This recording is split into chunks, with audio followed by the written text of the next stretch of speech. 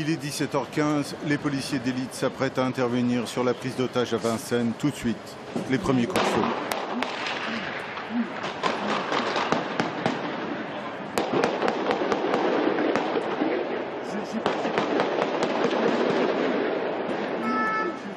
La fusillade est intense.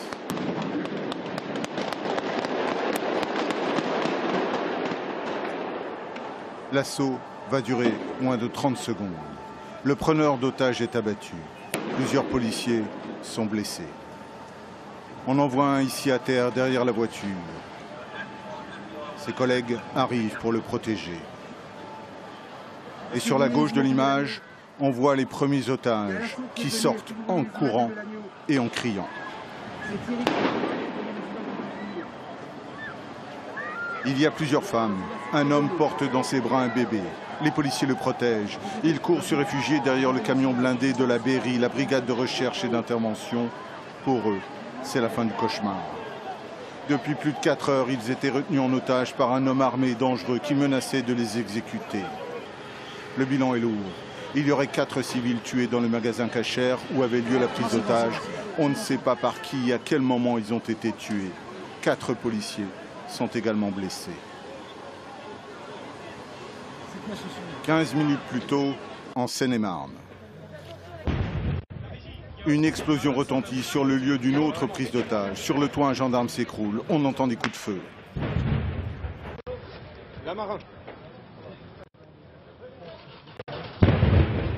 L'assaut est déclenché. De la fumée s'échappe du bâtiment. Et ça tire encore. Et là, c'est de la rafale. Apparemment, les 2 preneurs d'otages sont sortis en tirant. Les gendarmes ont dû intervenir dans la seconde. Ils les ont abattus. Dans l'imprimerie, une personne cachée dans un bureau est récupérée, saine et sauve.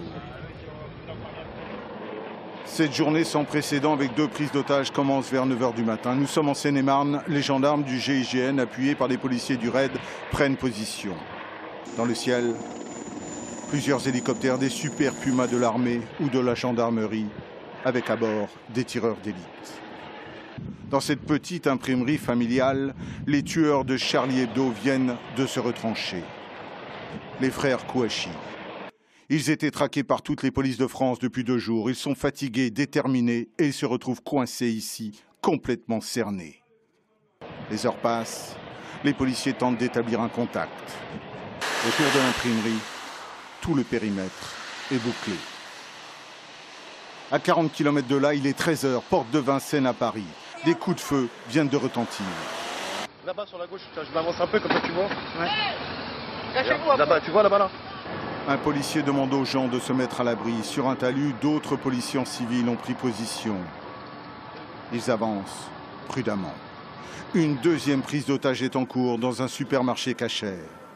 Cette fois-ci, le preneur d'otage s'appelle Amédi Koulibaly. C'est lui qui a tué une policière municipale hier à Montrouge. En quelques minutes, des renforts de police arrivent. Ils sont casqués, équipés de boucliers, tous avec un armement lourd. Dans le supermarché, il y aurait plusieurs blessés et plusieurs otages. Leur nombre est incertain. Il y aurait peut-être même des enfants. L'après-midi se passe sans aucune avancée de part et d'autre. En Seine-et-Marne, c'est le statu quo. À Vincennes, le terroriste menace d'exécuter ses otages. Si le siège n'est pas levé en Seine-et-Marne, on est dans l'impasse. À 17 h, tout se précipite. Les policiers et les gendarmes de chaque côté vont donner l'assaut. Les preneurs d'otages sont abattus et les otages libérés. C'est un habitant qui filme. L'assaut est donné sur le supermarché. Le rideau automatique se lève doucement. On aperçoit un corps inerte à terre.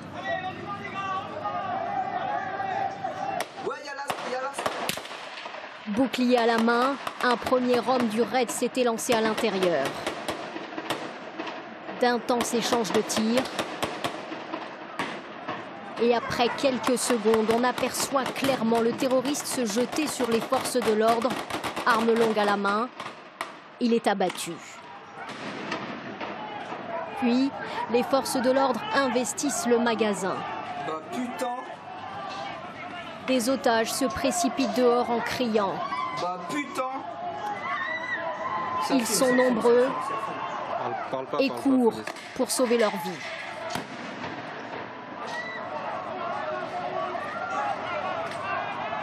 Les hommes du raid entrent, fouillent le magasin.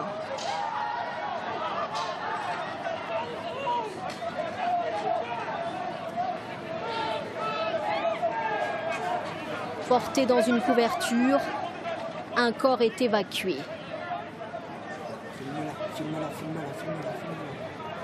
À l'extérieur, sur le côté, au sol, un homme du raid blessé. Ses collègues le tirent pour le mettre à l'abri. L'opération, une des plus délicates jamais menées en France, vient de se terminer.